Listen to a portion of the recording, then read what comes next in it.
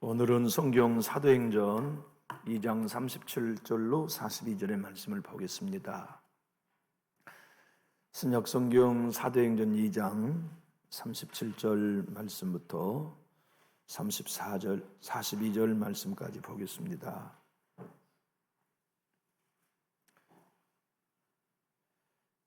그들이 이 말을 듣고 마음에 찔려 베드로와 다른 사도들에게 물어 이르되 형제들아 우리가 어찌할꼬 하거늘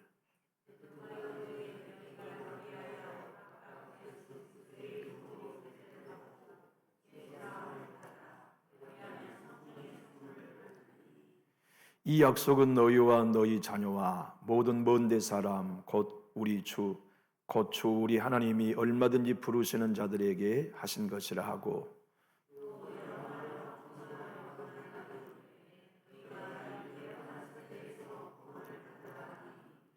그 말을 받은 사람들은 세례를 받음에 이날의 신도의 수가 3,000이나 더하더라. 그들이 사도의 가르침을 받아 서로 교제하고 떡을 떼며 오로지 기도하기를 힘쓰니라. 아멘. 아마도 성경에 가장 큰 소망을 준 말씀은 단연 사도행전이라 생각됩니다. 사도행전을 읽으면 소망이 생기잖아요. 확신이 생기고 하나님이 행하실 놀라울 부흥을 꿈꾸는 하나님의 말씀이 사도행전이기 때문에 그래요. 얼마나 신비롭습니까? 한 번의 설교로 3,000명이 구원받았으니, 한 번의 설교로 3,000명이 변화됐으니 참 놀라운 열매죠. 아마 인류 역사상 가장 강력한 설교가 아니었나 싶어요. 베드로는 설교를 해본 적이 없었어요. 훈련받은 적도 없었죠. 오늘 이 설교가 그의 생애 최초의 설교였을 뿐만 아니라 예수님을 제외하면 교회 역사상 최초의 설교였죠. 그런데 그 설교에 많은 사람들이 마음이 찔렸어요. 하나님의 말씀을 듣고 마음이 찔려서 견딜 수 없었죠. 그리하여 그들은 무식하고 별 볼일 없어 보이는 어부 출신의 설교를 듣고 반응합니다. 형제여, 우리가 어떻게 하면 좋겠소? 형제여, 우리가 어찌할꼬 하며 가슴을 치며 회개한 내용을 오늘 우리가 읽게 되었어요. 여러분, 하나님의 말씀이 여러분과 저에게 살아 운동력 있을 때 찌르세요. 배부를 찌르시고 동기를 찌르시고 생각을 찌르시죠. 그러면 아파요. 비접 하나만 들어도 아픈데 말씀의 칼이 우리의 폐부를 뚫고 들어오면 얼마나 아플까요? 말씀이 폐부를 뚫고 들어올 때 아파서 이들은 어찌할꼬 하면서 사도와 베드로 앞에 도움을 구했죠.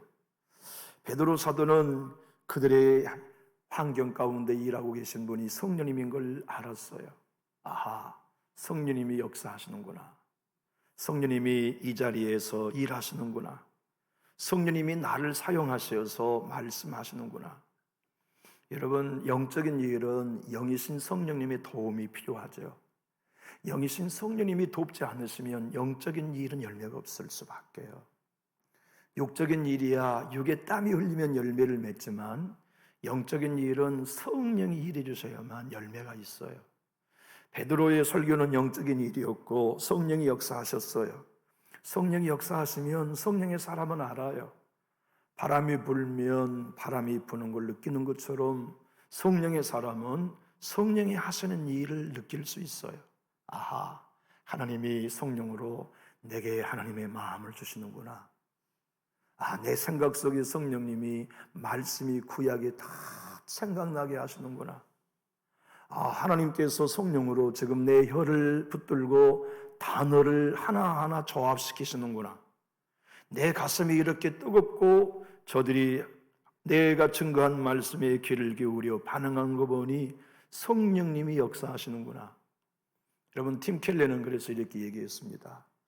위대한 설교는 설교자가 최선을 다하여 만들 수 있지만 능력의 설교는 성령이 역사하셔야만 된다고. 그러나 능력 있는 설교는 설교자가 최선을 다하여 준비하는 설교를 통해서만 역사할 수 있다 이렇게 증거하는데, 목사가 말씀을 잘 준비하는 일은 본인의 사명이지만 그렇다고 해서 성도들이 살아날 수 있는 거 아닙니다.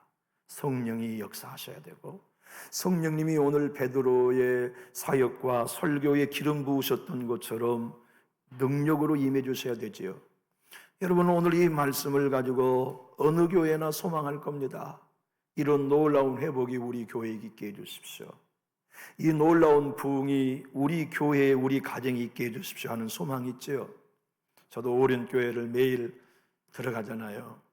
오륜교회에 들어가서 새로운 신임 목사님의 설교를 보는데 새로운 목사님이 그 교회 부목사님이 했어요. 4년 전에 우리 교회 오셨었잖아요. 비전 세미나 할 때 우리 교회 이곳에 오셔서 그분이 강의하셨었는데, 그때 당시 누가 그분이 그 교회 담임 목사가 될 줄 알았겠어요. 그분이 담임 목사님이 되셨어요. 근데 담임 목사님이 되셔서 최초로 선택한 성경이 사도행전이에요. 사도행전으로 지금도 계속 설교하고 계시는데요. 하나님이 오늘 이 놀라운 열매와 능력 있는 현장을 통해 우리에게 하신 말씀은 뭘까요? 우리가 오늘 귀를 기울여서 하나님의 음성으로 들어야 할 메시지는 뭘까요? 여러분 한번 따라해 볼까요? 너희도 회개하고 성령 충만을 받으라. 여러분, 회개하고 성령 충만 받는 건 복입니다. 저와 여러분이 오늘 이 예배에 회개하고 성령 충만 받아도 복이고, 지난날에 회개하고 성령 충만을 받았어도 복이고, 앞으로도 우리가 회개하고 성령 충만 받는 것은 복이죠. 사도 베드로가 설교한 그 설교를 들을 때 그들은 알았어요. 나 깨끗한 사람인 줄 알았더니 내가 정말 큰 죄인이구나. 내가 율법의 조항을 잘 지키고 머나먼 수천 킬로를 걸어서 열심 있게 오순절을 지키러 온 종교적인 사람이었지만 내가 죄인이라는 걸 베드로 설교를 들을 때 깨달았어요. 평생 동안 지은 죄가 있다 해도 그 모든 죄보다 더 무거운 죄, 더 큰 죄가 예수를 죽였구나. 하나님의 아들을 죽인 죄가 어찌 다른 모든 죄보다 작다 하겠나. 내가 예수를 죽였네. 내가 하나님의 아들을 죽였네. 내가 하나님의 아들을 거부하고 그 아들을 십자가에 못 박았네. 이 죄 때문에 어찌할꼬 하며 통회한 내용을 우리가 읽었어요. 37절로 38절을 보면 이렇게 말씀은 기록되어 있습니다. 그들이 이 말을 듣고 마음에 찔려 베드로와 다른 사도들에게 물어 이르되, 형제들아 우리가 어찌할꼬 하거늘. 베드로가 이르되, 너희가 회개하여 각각 예수 그리스도의 이름으로 침례를 받고 죄 사함을 받으라. 그리하면 성령의 선물을 받으리니. 여러분, 이 마음이 찔렀다는 얘기는요, 관통했다는 뜻입니다. 심장을 관통했다는 뜻이에요. 생각해 보세요. 우리가 언제 하나님 앞에 거꾸로집니까? 하나님의 말씀이 내 심장을 관통하는 어느 한 사건, 주님의 말씀이 내 삶을 완전히, 생각을 완전히 관통해 주는 사건, 그래서 변화되는 시점이 저와 여러분으로 말미암아 그리스도인이 되게 했고 영에 속한 사람이 되게 했지요. 그렇게 마음을 말씀으로 관통하여 내가 은혜 없이는 살 수 없는 존재라는 걸 알게 하시는 분이 성령이에요. 말씀이 우리의 폐부를 관통하고 경험을 관통해서 내가 전적으로 은혜 없이는 살 수 없는 타락한 존재인 걸 알게 하시는 이는 성령님이세요. 성령님이 말씀의 검을 가지고, 자위의 예리한 검을 가지고서 우리의 심장을 관통하실 때, 그때 회개의 역사, 죄 사함의 역사, 그렇게 무시하고 미워했던 예수의 이름이 너무나 중요한 메시아의 이름인 줄 알아 예수의 이름으로 세례를 받는 건 그들에게는 생각해보지 못한 일이었습니다. 미워해야 할 이름이 예수 이름이었고 무시해야 할 이름이 예수 이름이었지, 예수의 이름으로 세례받는 건 상상도 못 해본 일이었습니다. 그런데 십자가 달린 예수가, 내가 죽인 예수가 하나님이셨고 그분이 썩음을 당치 않고 무덤에서 부활하셔서 하나님의 아들로 인정되신 것이 분명한데 어찌할꼬 네가 무시했던 그 예수 이름으로 침례를 받아라. 네가 무시했던 그 예수가 흘린 피로 죄 사함을 받아라. 그러면 그가 하늘나라 보호자의 왕으로 앉으셔서 내게 성령을 주신 것처럼 당신들에게도 성령을 부으실 것이란 말씀이죠.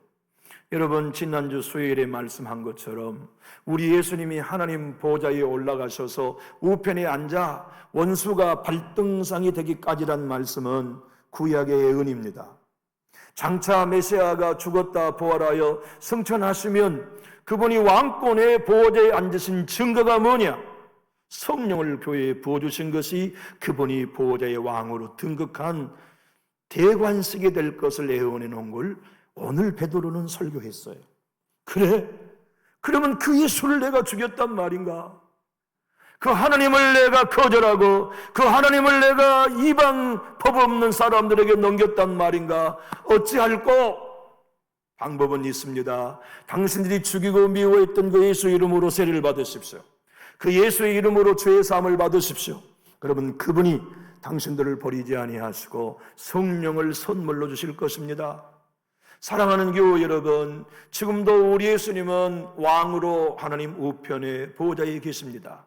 그분을 우리가 왕으로 섬기고 정말 내 왕이 하나님이시고 남존주교의 왕이 예수님인 것을 믿으면서 진실로 내가 그의 백성으로 굴복하기만 하면 왜 예수님이 우리에게 성령을 주지 않으시겠습니까? 왜 우리에게 죄사함과 성령의 충만을 주지 않으시겠습니까? 모두가 다 왕이신 예수님께 굴복할 수만 있다면 말이죠. 여기 모인 성도 여러분, 예수님이 여러분의 왕이시면 우리 힘있게 아멘 하실까요? 그분이 나에게 뭘 명령하시든지 나는 아멘하여 순종하겠습니다. 각오가 되셨다면 우리 크게 아멘할까요? 그분을 왕권으로 인정하여 엎드리면 성령을 안 해주실 이유가 없습니다. 그런데 오늘 베드로 사도가 너희와 너희 자녀 이렇게 표현했죠. 이건 너희 유대인에게 주신 약속이다, 그 뜻입니다. 모든 먼데 사람이란 뜻은 이방인에게도 하신 약속이란 뜻입니다.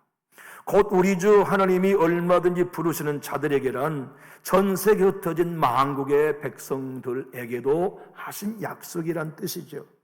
그런데 40절의 말씀을 보면 베드로 사도가 우리 주님이 설교하신 것처럼 똑같이 설교하셨어요. 너희는 이 패해간 세대에서 구원받으라. 여러분, 우리는 이런 구절을 읽으면 멈춰서야 해요. 왜냐하면 우리가 알고 있는 성경적 지식을 뛰어넘는 범위이기 때문이죠. 생각해 보세요. 우리가 구원받는 건 죄에서 구원받는다는 건 이해될 일이지만 패해간 세대에서 구원받는다 생소하지 않아요? 혹은 무슨 질병에서 구원받는다, 그건 우리가 얼마든지 사용도 했고 이해도 되는 구원이지만 패역한 세대에서 구원받으라는 얘기는 참으로 생소하고 이해하기 힘든 얘기입니다. 패역이라는 단어는 우리 국어사전으로 보면 도에 어긋나 불손한 것 이렇게 표현하고 있는데, 성경에서 말하는 패역한 세대란 그리스도의 도를 떠나 그리스도를 거절하는 이들을 향한 말씀이에요. 다시 말하면 죄에서 구원받고 당신들이 무시했던 예수님의 이름으로 세례를 받고 예수의 피로 죄사함을 받으며 예수님이 주신 성령을 받으면 여러분의 삶은 패해간 세대와 단절해야 합니다, 그런 뜻입니다. 이제 다시는 패해간 세대가 주는 가치관을 따르지 마십시오. 패역한 세대가 인도하는 길을 따르지 마십시오. 사도 베드로가 패역한 세대란 말은 산헤드린 공회와 바리새인, 서기관들, 그리고 사두개인들, 종교인들이 걷는 길을 걷지 마라. 진짜 믿음의 길을 걸어라. 참 예배가 있는 믿음의 길을 걸어라. 그들의 길이 아닌 지금껏 형식으로 쌓여있는 신앙의 길, 패역한 세대에서 구원받아 영의 예배를 드려라. 예수와 동행해라.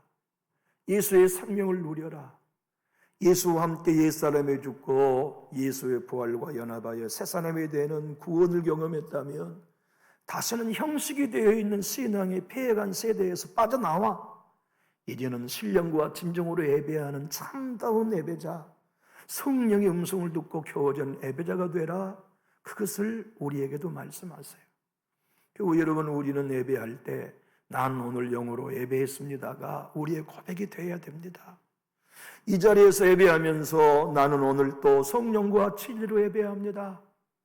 나는 영이신 하나님을 만나고 영이신 하나님을 경험합니다. 예수여, 당신만이 나의 예배에 모든 영광 받으셔야 할 뿐입니다. 내가 죽고 예수로 사는, 이제 나는 없고 예수밖에 없는 주님의 은혜를 더욱 누리며 살아갈수록 내가 하나님 앞에 나와 외칠 외마디는 어찌할꼬 주님 뜻대로 살고 싶어도 되지 않는 나는 어찌할꼬, 주의 마음으로 살고 싶어도 주의 마음으로 살아지지 않는 내 영혼을 어찌할꼬, 주님의 뜻대로 살고자 해도 뜻대로 살아지지 않는 나를 어찌할꼬. 주님, 은혜 주십시오. 은혜가 아니면, 예수님의 이름으로 허락한 성령의 기름 부으심이 아니면 나는 이 패해간 세대에서 못 나옵니다. 이 모든 존재적인 삶 속에서 못 나옵니다. 형식화되어 있고 경직화되어 있으며 기계화되어 있는 신앙에서 내가 빠져나와야 되는데, 이 패해간 세대에서 내가 나와야 온전히 영이신 하나님과 영으로 예배하는 신령한 예배자가 되어야, 하나님이 찾는 그 예배자가 되어야 내가 살 수 있습니다. 주여, 내가 깨집니다. 내가 부식드립니다. 십자가에 내 자아를 못 박습니다. 주님이 오셔서 나로 영의 사람을 만들어 주십시오. 이 마음을 갖는 이들이 가난한 심령을 갖는 거예요.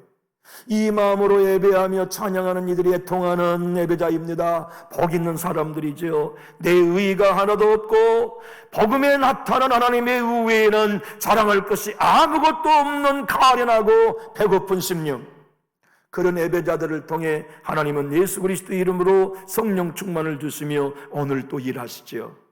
사랑하는 교회 여러분, 말씀이 여러분을 찌르시나요? 홀로 성경을 읽고 말씀을 묵상할 때 말씀이 여러분을 찌르십니까? 찌른 게 여러분은 불편하시나요? 감사한가요? 설교를 들을 때 여러분의 양심을 말씀이 찌르면 여러분은 옴짤하며 피하고 싶으신가요?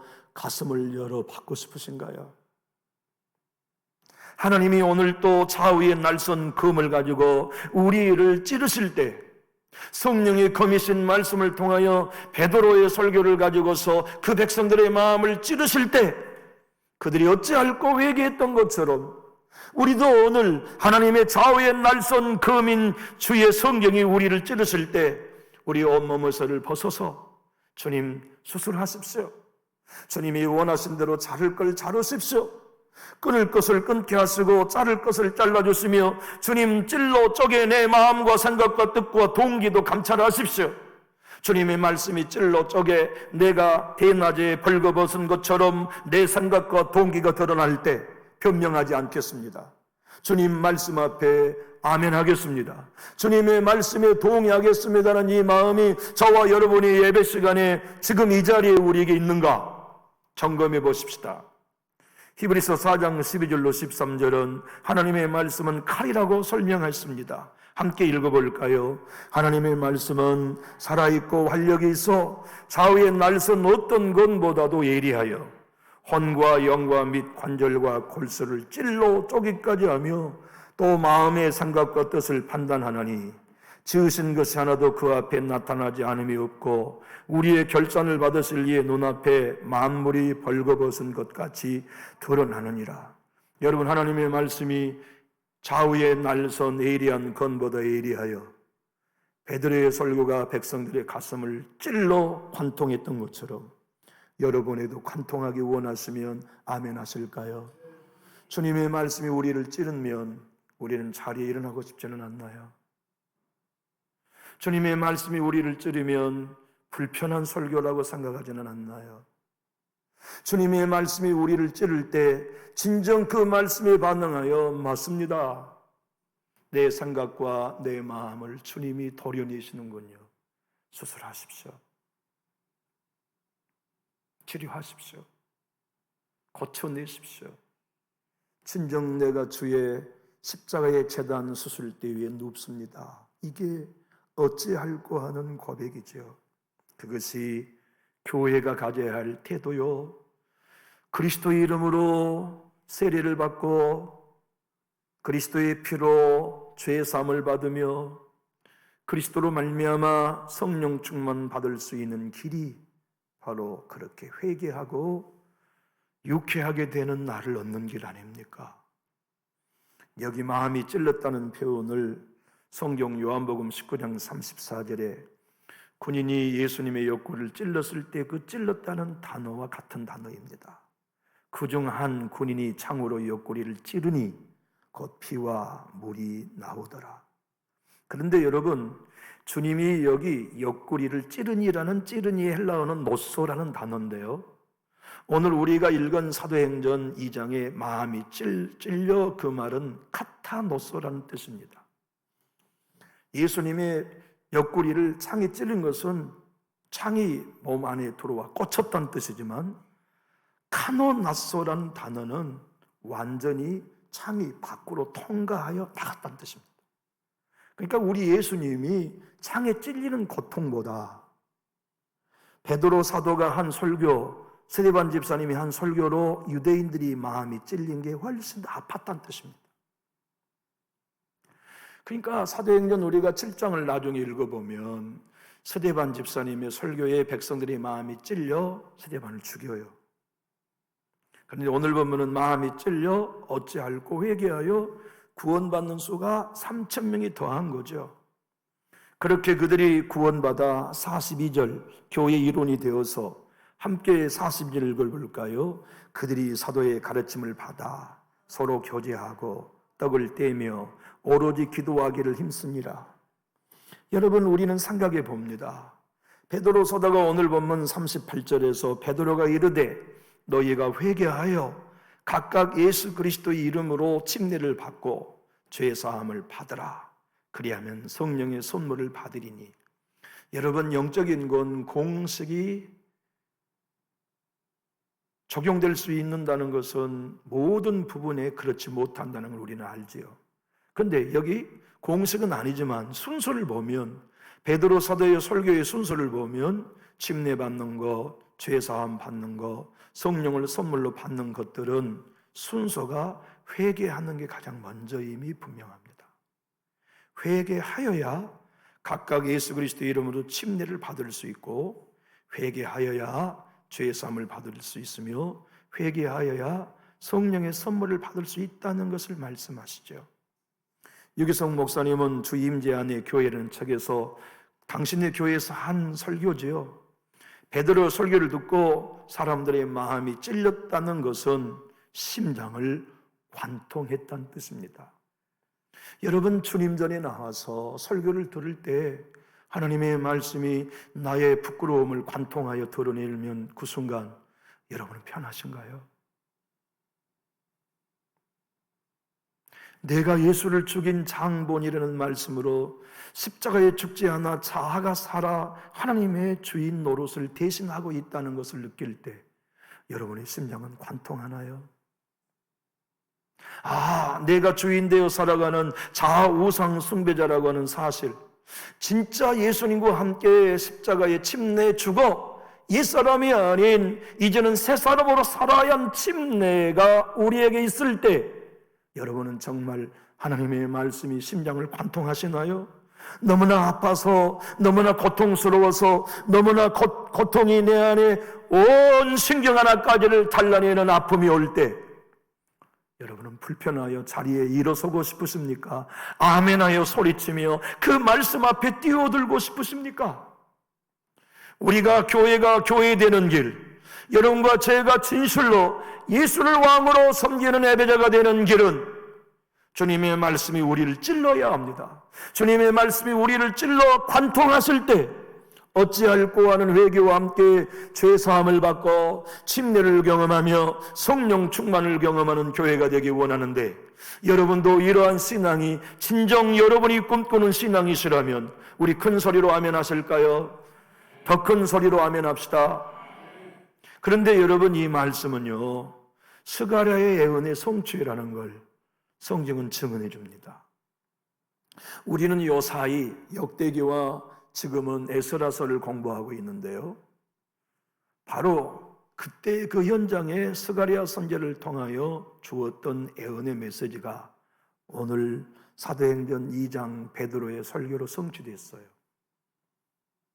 여러분은 구약을 읽을 때 꼭 염두에 두셔야 될 신학적 중요한 안목이 있습니다. 예언은 이중적입니다. 구약의 모든 예언은 이중적이에요. 이중적이란 말은 그 예언을 받는 당사자에게 한 예언인 동시에 장차 메시아를 통해서 그 예언이 성취될 것도 담겨 놓았어요. 그러니까 에스라서를 통하여 예언된 건 그 당시 에스라 시대의 백성들에게 주신 예언의 약속인 동시에 아직 오지 않는 미래 메시아가 예수가 오셔서 행하여 성취하실 것까지를 담고 있는 거예요. 여러분 오늘 새벽에도 보았습니다만 스가랴 선지자, 에스라 학계 선지자들을 통해서 주님이 성전 재건 또 큰 산이 평지가 되게 하는 하나님의 예언의 말씀을 우리가 새벽에도 들었어요. 근데 화면을 봐보면 스가랴 12장 11절로 14절에 이런 말씀이 예언되어 있죠. 그날에 예루살렘에 큰 애통이 있으리니 무기또 골짜기 하다들이 못내 있던 애통과 같을 것이라. 온 땅 각 족속이 따로 애통하되 다윗의 족속이 따로 하고 그들의 아내들이 따로 하며 나단의 족속이 따로 하고 그들의 아내들이 따로 하며 레위 족속이 따로 하고 그들의 아내들이 따로 하며 시므의 족속이 따로 하고 그들의 아내들이 따로 하며 모든 남은 족속도 각기 따로 하고 그들의 아내들이 따로 하리라. 그 날에는 바로 오늘 오순절의 날을 이중적으로 예언했어요. 메시아가 승천하시어서 원수가 발등상이 되기까지 보호제에 앉아 대관식을 하시면 성령을 주시는데 그날에 예루살렘에 큰 애통이 있을 것이다. 그때는 각 족속이 따로 애통한데 그들이 아내들도 다 각자 따로 애통한다. 그것이 마가의 다락방에 성령이 임한 결과로 실현된 겁니다. 그런데 중요한 얘기는 그 아내들이라고 모든 족속마다 소개해 놓고 있어요. 왜 이게 중요한 얘기냐면 말이에요. 구약은 아내들이 은혜 받고 아내들이 따로 하나님 만나는 것에 대하여 별로 관심 없는 세대였습니다. 그 시대는 가부장적 시대였기 때문에 아버지가 남자가 은혜 받는 걸 원했지 아내가 여자가 은혜 받는 것에 대해 관심 없던 시대였어요. 근데 장차 성령을 부어주시면 모든 족속이 따로란 말은 각자가 회개한다. 그런데 그 모든 족속의 아내들이 회개하고 통회하게 될 일을 예언해 놓았는데 그것이 바로 사도행전 2장 오늘 이루어진 겁니다. 하루에 3,000명이 애통하고 회개하는 바로 이것이 이 예언의 성취였던 거죠. 중요한 건 이겁니다. 따로 옵니다. 우리가 은혜 받은 것도 다 따로 각자가 받아야 돼요. 회개하는 것도 따로 옵니다. 각자 받아야 되고 성령 받은 것도 따로 옵니다. 다 각자 받아야 되고 주님과 동행하는 보혈의 능력도 다 따로 옵니다. 각자 경험해야죠. 우리 남존육교에 나온 모든 성도님들은 다 각자 애통하고 다 각자 성령 받고 다 각자 충만함을 받는 우리 모두가 될 수 있기를 예수님 이름으로 축복합니다. 이준표 목사님의 책을 읽어보면 당신의 교회 한 자매님을 소개해 놓고 있어요. 참 열심히 있는 자매인데 남편이 예수님을 안 믿고 알코올 중독자예요. 집에 가면 가정 폭력이 심해요. 그런데 아내는 열심히 있게 기도하고 주님 능력을 달라고 그런 핍박 속에서도 기도 생활을 하는데 하나님이 능력을 주시니까 이 자매에게 어떤 능력이 나타나냐면 남편과 싸울 힘이 생긴 거예요. 그래서 기도해서 능력받고 집에 가면 남편과 더 싸움. 또 마음에 상처받고 구타당하고 다음날 성전에 가서 또 기도하면 하나님 능력 주세요. 그러면 그 능력 가지고 가서 또 싸우는 거예요. 분명히 뭔가 잘못된 거죠. 오늘은 너무너무 힘들고 남편이 구토가 심하고 남편은 더욱 타락하고 그런 아빠를 본 자녀들이 엄마와 함께 경건한 신앙을 살면 좋은데 탈선하는 것을 보면서 너무 괴로웠어요. 그래서 성전에 가서 그날 밤은 사생 결단을 하는 마음으로 하나님께 기도합니다. 하나님, 나 힘들어요. 나 지쳤어요. 못 견디겠어요. 그때 너무나 선명한 하나님의 음성이 들렸어요. 너 자신을 죽여야지. 네가 깨져야지. 너 자신을 위해 너는 기도해라. 오직 성령이 너에게 임하면 권능을 받고 땅끝까지 이르러 내 증인이 되리라. 내가 말하지 않았냐? 네 가정은 네가 깨진 만큼 회복될 것이다. 얼마나 웃깁니까? 남편이 깨지기를 위해 기도하는데 하나님은 자기가 깨지기를 위해 말씀하신 것을 듣고 그 여인은 그날 밤 마음이 찔렸어요. 그리고 회개합니다. 오늘 본문의 주인공들처럼 어찌할꼬 회개하며 주님 앞에 비로소 내 마음 속에 있는 자아, 진짜 깨져야 할 나의 자아의 고집을 깨뜨리고 하나님 앞에 동의하고 나자 남편이 변화돼요. 남편이 구원받아요. 신실한 믿음의 사람으로 성장하여 영광 돌리는 행복한 부부가 되었다는 얘기를 찔리면 깨져야 된다는 이중표 목사님의 설교였습니다. 왜 하나님이 찌를까요? 깨뜨리려고. 왜 주님이 마음을 찌르실까요? 부수시려고. 깨지고 부수지 않으면 성령님이 솟아나지 않아요. 한번 따라해 볼까요? 성령님은 하늘에서 부어주시고 내 안에서 솟아난다. 이건 옥하는 목사님이 오늘 본문을 한 설교입니다. 그분의 생전에 성령은 하나님이 하늘에서 부어주시지만 우리에게 솟아나는 건 마음에서 솟아난다.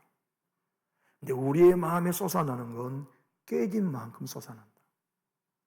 교우 여러분, 어찌할꼬가 깨지는 길입니다. 주님의 말씀이 폐부를 찔러 우리의 양심에 네가 죄인이야. 네 안에 의로운 게 하나도 없어. 내가 네 죄 때문에 십자가에 죽었다는 걸 찌르실 때 맞아요. 나는 의로운 게 하나도 없어요.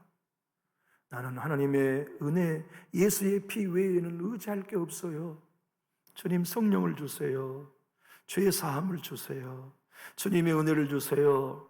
나는 더 이상 이 악한 세대를 따르지 아니하고 이 세대에서 구원받고 싶어요. 모두가 다 형식주의에 빠져있는 이 세대의 신앙에서 구원받고 모두가 자기 자아의 종이 되어 신앙하는 이 세대에서 구원받아 예수님이 진정 내 주인 되시고 하나님 앞에 엎드려 신령과 진정으로 예배하는 한 사람의 성령의 사람이 되고 싶어요. 이것을 주님은 오늘 마음을 찔러 어찌할꼬 하는 회개와 더불어 패해간 세대에서 구원받으라고 하시는 거룩한 초대이지요. 교우 여러분, 다 이렇게 신앙합니다. 다 편안하게 신앙합니다 하는 이 패해간 세대에서 구원받고 싶은 생각은 없으신가요? 정말 하나님이 원하시는 믿음의 길, 정말 아버지가 원하시는 예수 그리스도로 말미암아 침례받고 죄사함 받고 성령 받아서 그리스도 사도의 가르침을 받아 서로 교제하며 떡을 떼며 오로지 기도하는 진정한 신앙을 회복하고 싶은 마음이 여러분에게는 없으신가요? 바라건대 주님이 오늘 이 말씀을 통하여 이 패해간 세대에서 구원받아 열정적인 신앙으로 나와 함께 다시 걷자고 주님이 초대하신다면 우리 모두가 예수의 초대 앞에서는 주인공들이 될 수 있기를 주님의 이름으로 축복합니다. 기도하겠습니다.